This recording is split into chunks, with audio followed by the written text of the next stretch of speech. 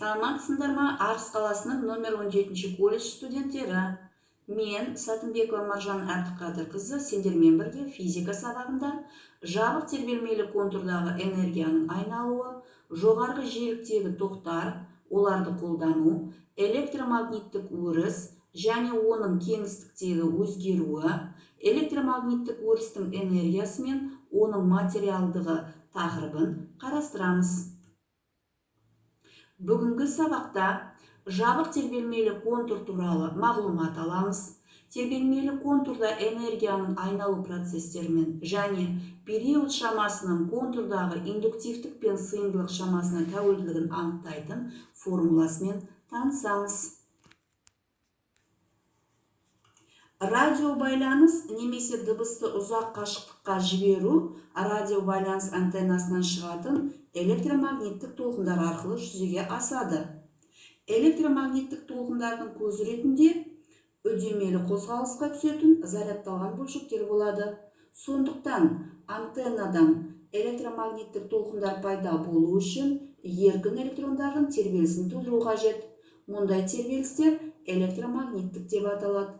Сонымен контурдағы электр және магнит өрістері энергияларының бір-біріне айналу процесімен бірге жүретін зарядтың, ток күшінің және кернеудің периодты өзгерісі электромагниттік тербелістер деп аталады. Қуатты электромагниттік толқынды тудыру үшін және оны тіркеу үшін оның кеңістіктегі таралу жиілігі 0,1 мегагерцтен аз болмауы керек. Мұндай жиілігі жоғары тербелістерді айнымалы ток генераторынан алуға болмайды. Сондықтан жоғары жиілікті генераторлар қолданылады. Ал бұлар кез келген радиобайланыс құралдарында болады.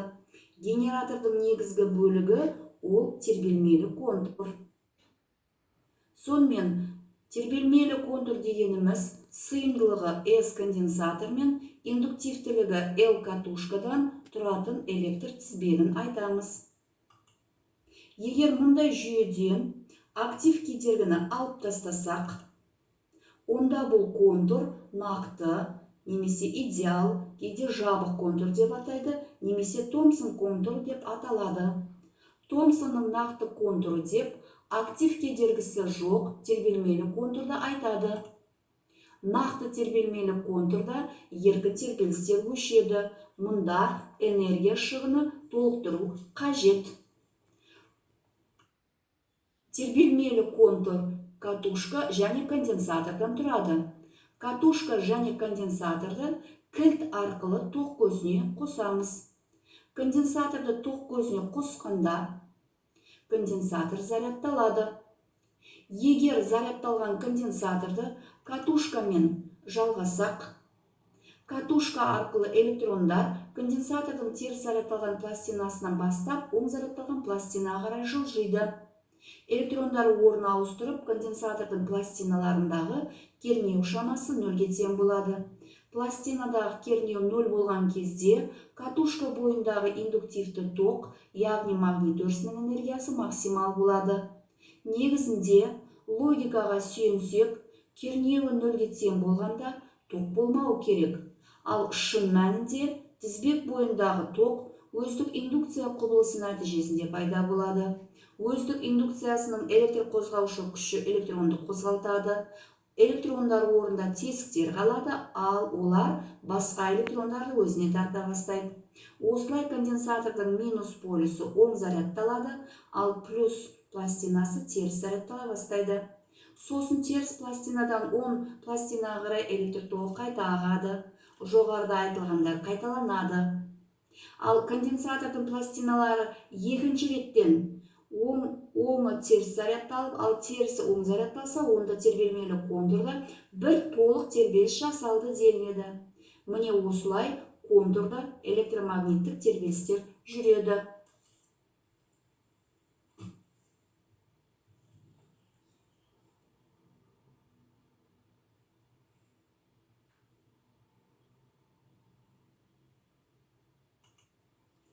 Тербелмелі контурдағы энергияның ауысуы төмендегі формула бойынша жүзеге асады. Мұнда толық энергия электр өрісінің энергиясы мен магнит өрісінің энергиясының қосындысын құрайды. Магнит өрісінің энергиясы катушка индуктивтігіне және оның бойындағы өтіп жатқан тоқ күшінің квадратына тура пропорционал. Ал енді осы электромагниттік тербелістердің тарихына көз салайық. Лейден банкасы. Бұл кезінде электростатикалық машина көмегімен заряд алатын. Енді осы Лейден банкасы ойлап табылғаннан кейін разрядталу процесі зерттеле бастады. Лейден банкасын катушка мен сым арқылы тұйықтасақ, катушка ішіндегі темір сымдар магниттелетіні белгілі болды. Бұл жағдай ол кезге жаңалық емес еді. Ең қызығы, катушканың қай жағы солтүстік, қай жағы оңтүстік екені белгісіз болды. Бірнеше рет тәжірибе өткізіп, бірде бір мәнді, бірде екінші мәнді алды. Кейіннен ғана конденсатордың разрядталуы кезінде катушка арқылы тербелістер пайда болатындығын анықтады, және конденсатор бірнеше рет қайта зарядталғанда тоқ өзінің бағытын бірнеше рет өзгертіп үлгереді. Ал енді біздің нақты жабық тербелмелі контурымызға келді. Бізге белгілі, еркін тербелістер дегеніміз алғашқы энергия есебінен пайда болатын тербелістер. Тербеліс периоды өзіндік тербелістің периодына тең, яғни контурдың периодына тең болады.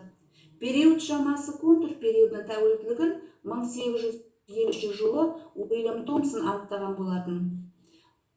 Ол Томсон формуласы деп аталады. Томсон формуласына сәйкес период шамасы контур ішіндегі индуктивті және сыйымдылық шамасына тура байланыстылығы көрініп отыр. Осыдан туындайтын мәселе, егер катушка индуктивтілігі және сыйымдылық шамасы мәндерінен болса, онда тербеліс периоды мәні төмен, бірақ жиілігі жоғарғы мәнге ие болады. Және керісінше, егер индуктивтілік және сыйымдылық шамалары көп мәнге ие болса, период шамасы да үлкен мәнге ие болады, бірақ жиілік шамасын асыруға болады. Бірақ тағы бір ерекшелікті есепке алу керек. Конденсатор арасындағы энергия үнемі шығынға ұшырап отырады. Яғни ерте ме кеш пе электрондар ағыны тоқтайды. Егер осы тербелмелі контурға сырттан тоқ көзін қоссақ, электрондар ағыны тоқтамайды. Яғни тоқ көзі контурға жаңа энергия мөлшерін береді. Генераторларда бұл автоматты түрде орындалады. Сонымен бүгінгі сабақтың негізгі қорытындылары. Не білгенімізді қорытындылап шығайық. Тербелмелі контур дегеніміз тізбектей жалғанған конденсатор, катушка және актив кедергіден тұратын тербелмелі жүйе. Еркін электромагниттік тербелістер дегеніміз нақты тербелмелі контурда кейіннен толықпайтын, осы контурға берілген энергияның есебінен пайда болатын тербелістер. Томсон формуласына сәйкес период шамасы тікелей катушка индуктивтілігі мен конденсатор сыйымдылығына тәуелді. Және толық электромагниттік өріс энергиясына формуласына сәйкес толық энергия мәні электр өрісінің энергиясы мен магнит өрісінің энергиясының қосындысын құрайды. Сонымен бүгінгі сабақта балдар тест жұмысын орындап көрейік. Бірінші сұрағыңыз: тербелмелі контур деген не? 3 жауап берілген. А жауабы: конденсатор және катушкадан тұратын жүйе, конденсатор және тоқ көзінен тұратын жүйе, катушка және тоқ көзінен тұратын жүйе. Келесі сұрағымыз: электромагниттік тербелістер дегеніміз не? Бірінші жауап: сыртқы әрекеті жоқ кезде пайда болатын тербеліс, зарядтың тоқ күшінің кернеудің периоды түрдегі өзгеруі. Және үшінші жауап: айнымалы тоқтың трансформациясын жүзеге асыратын құрал. Тербелмелі контурдағы катушка индуктивтілігін және сыйымдылығын азайту арқылы тербеліс жиілігінің мәнін қандай өзгеріске ұшырайтындығын айту керек. Бірінші жауап: кемиді, өзгермейді және артады. Келесі сұрақ: тербелмелі контурда конденсатор разрядталу мезетінде электр өрісінің энергиясы азаяды. Катушка бойында пайда болған магнит өрісінің энергиясы туралы не айтуға болады? Азаяды, артады, өзгермейді.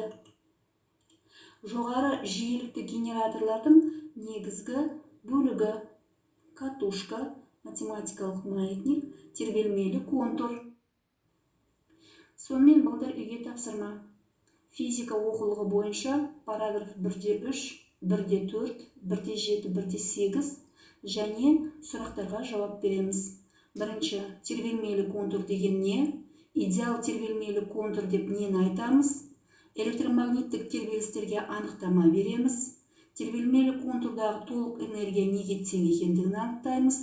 Тербелмелі контурда электромагниттік тербелістер қалай пайда болатындығы туралы айтамыз. Тербелмелі контурда электромагниттік тербелістердің пайда болуы кезінде өздік импульсы қандай рөл атқаратындығын айтаймыз.